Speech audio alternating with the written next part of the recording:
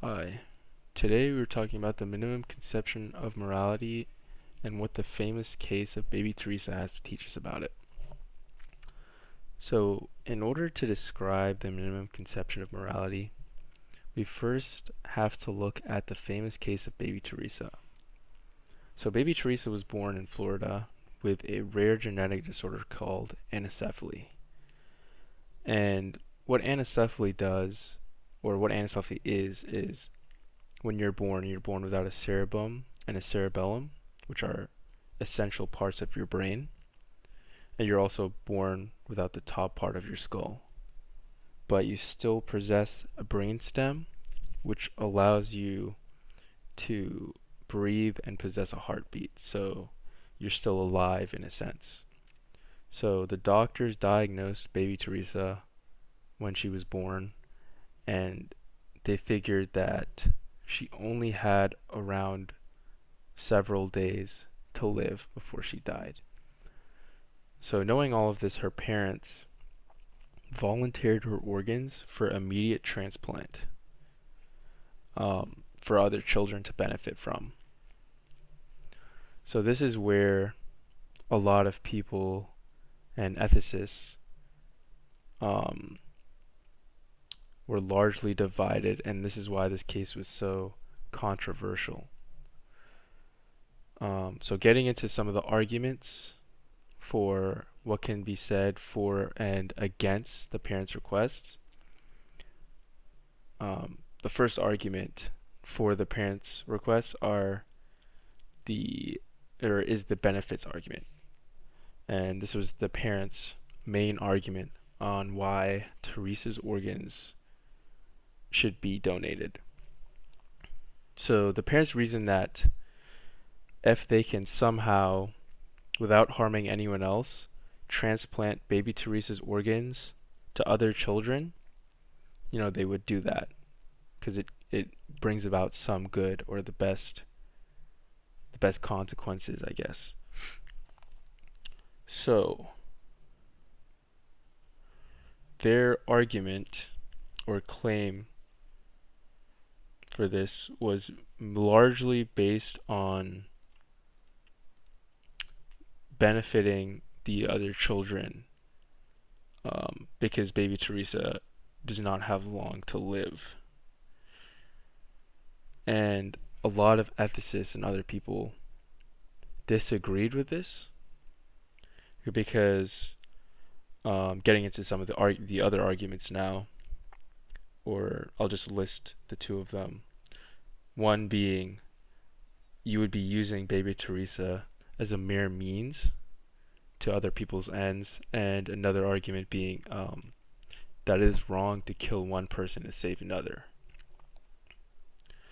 So the reasoning for the first argument on that it is wrong to use people as a mere means to other people's ends, the reasoning against this argument was that Baby Teresa's autonomy was not being affected. So what it means to use people as a mere means to an end is to take away their autonomy or their ability to decide for themselves on how to live. But in this case, Baby Theresa has no autonomy because she's a baby and she has this rare genetic disorder.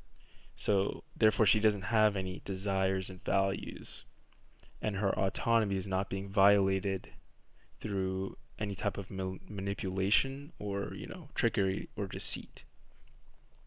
So the argument that we're using Baby Teresa's organs as a mere means, or we're using Baby Teresa as a mere means to help or to other people's ends, is not, it's debunked by how we're not technically using Baby Theresa as a mere means because we're not affecting her autonomy in any specific way.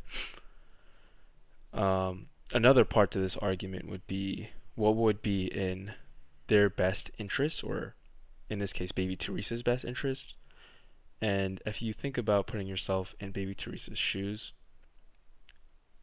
um, she doesn't really have any best interests because she's going to die very soon. So, you know, and also because of the genetic disorder and the fact that she's a baby, there's nothing you can apply to what would be in Baby Teresa's best interest in this case of whether you should not transplant the organs or to, transplant them. On the second argument for the wrongness of killing, or killing one person to save another is wrong, there's a reason,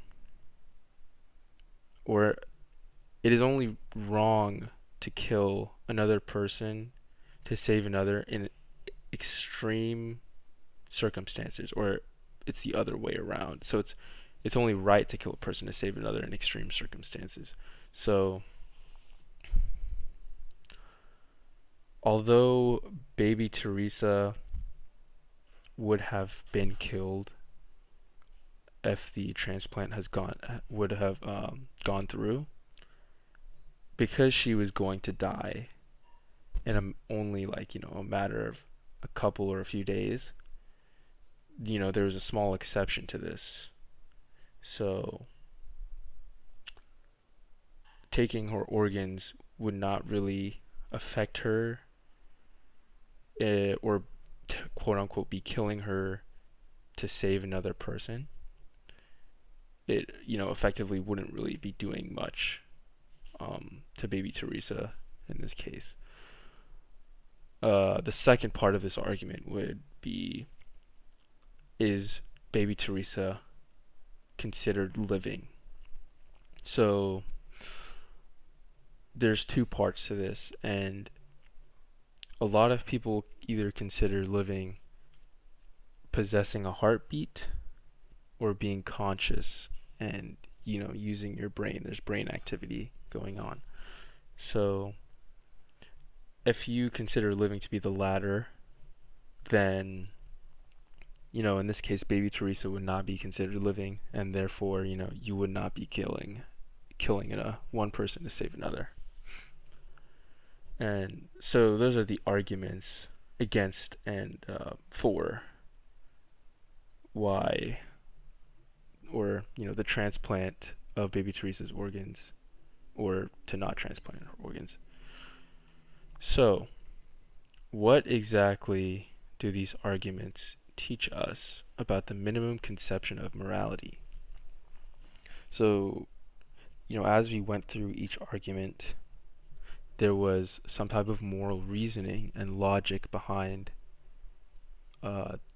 going for the argument or against the argument. And we were also taking into account the interests of the individuals, or the individual affected by the action. And this is the minimum conception of morality. So it is to guide us, by reason, while taking into account the weight or interests of individuals affected by one's action. And so effectively, this is what the famous case of Baby Teresa teaches us about the minimum conception of morality.